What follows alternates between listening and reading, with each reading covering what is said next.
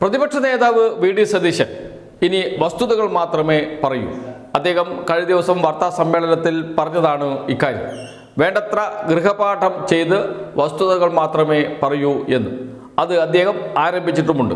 ഇന്ന് മാധ്യമങ്ങളെ കണ്ടപ്പോൾ അദ്ദേഹം വസ്തുതകൾ മാത്രമാണ് പറഞ്ഞു പോയത്. ഒന്നാമത്തെ വസ്തുത, ചോദ്യം എന്താണ്?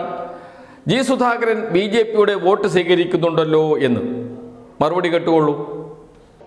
അത് കിട്ടുമായിരിക്കും, അദ്ദേഹത്തിന് കിട്ടുമായിരിക്കും. ചിലപ്പോ BJPക്കാർ വോട്ട് ചെയ്യായിരിക്കും അദ്ദേഹത്തിന് BJPക്കാർ വോട്ട് ചെയ്യായിരിക്കും. അതിനെന്താ? BJP ആയിട്ടുള്ള ഡീലൊന്നും അല്ലല്ലോ അത്. BJP ആയിട്ടുള്ള ഡീലല്ല, അദ്ദേഹത്തിന് കിട്ടുമായിരിക്കും. അദ്ദേഹത്തിന് എല്ലാ രാഷ്ട്രീയ CPM-കാര് ചെയ്തില്ലേ? അല്ല, അദ്ദേഹം അല്ലെന്നേ BJPക്കാരെ അദ്ദേഹത്തിന് വോട്ട് ചെയ്യണേന് എനിക്കെന്താ കുഴപ്പം? BJPക്കാർ വോട്ട് ചെയ്യും, CPM-കാർ വോട്ട് ചെയ്യും, കോൺഗ്രസ്സുകാർ വോട്ട് ചെയ്യും, UDF-കാർ വോട്ട് ചെയ്യും, എല്ലാവരും വോട്ട് ചെയ്യും അദ്ദേഹത്തിന്. അദ്ദേഹം ഇൻഡിപെൻഡന്റ് ആയിട്ട് നിൽക്കല്ലേ, അദ്ദേഹത്തിന് എല്ലാവരും വോട്ട് ചെയ്യും. അതിനെന്താ കുഴപ്പം? അതിലെന്താണ് തെറ്റ്? അത് സ്വാഭാവികമല്ലേ? ഒരു സ്ഥാനാർത്ഥിക്ക് എല്ലാവരും വോട്ട് ചെയ്യുന്നു, വോട്ട് സ്വീകരിക്കുന്നു.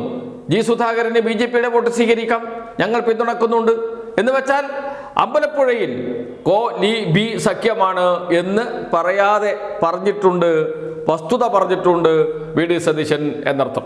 അത് കഴിഞ്ഞ് മറ്റൊരു കാര്യം കൂടി അദ്ദേഹം പറഞ്ഞു. അത് മഞ്ചേശ്വരത്തെ സ്ഥാനാർത്ഥി SDPIയുടെ പിന്തുണ തേടിയിട്ടുണ്ടല്ലോ, പിന്തുണ സ്വീകരിച്ചിട്ടുണ്ടല്ലോ, എല്ലാവരുടെയും വോട്ട് ഞാൻ വാങ്ങുമെന്ന് പറഞ്ഞിട്ടുണ്ടല്ലോ.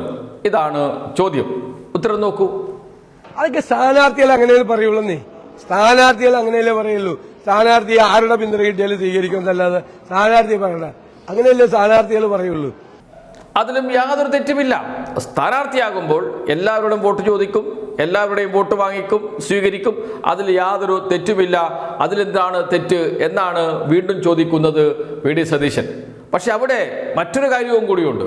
വി.ഡി. സതീശൻ മറന്നതാണോ, അല്ലെങ്കിൽ മാധ്യമപ്രവർത്തകർക്ക് ചോദിക്കാവുന്ന ചോദ്യമായിരുന്നു അവർ ചോദിക്കാതെ ഒഴിവാക്കിയതാണോ എന്ന കാര്യത്തിൽ മാത്രമേ സംശയമുള്ളൂ. എന്താണത്?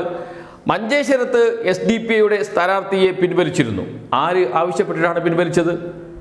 പാണക്കാട് സാദിഖ് അലി ശിഹാബ് തങ്ങൾ നേരിട്ട് വിളിച്ചു പറഞ്ഞിട്ടാണ് സ്ഥാനാർത്ഥിയെ പിൻവലിച്ചത് എന്ന് മാധ്യമങ്ങളോട് പറഞ്ഞത് SDPIയുടെ സംസ്ഥാന നേതാവ് തന്നെയാണ്.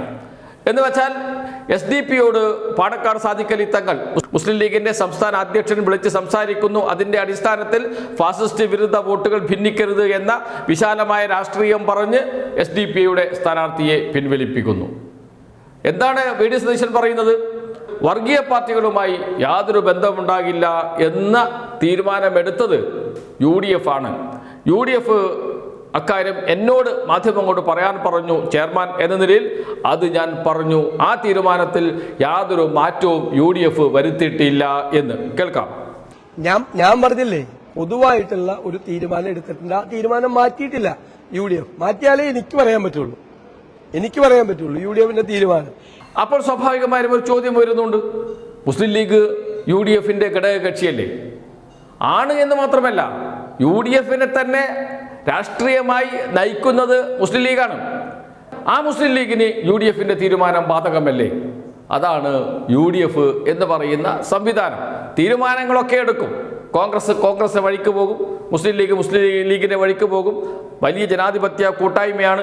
അത്തരം ജനാധിപത്യ കൂട്ടായ്മയിൽ ഇത്തരം പ്രശ്നങ്ങളൊക്കെ ഉണ്ടാകും എന്ന് പറഞ്ഞ് ഒഴിഞ്ഞു മാറുകയും ചെയ്യും കോൺഗ്രസിന്റെയും ലീഗിന്റെയും നേതാക്കൾ.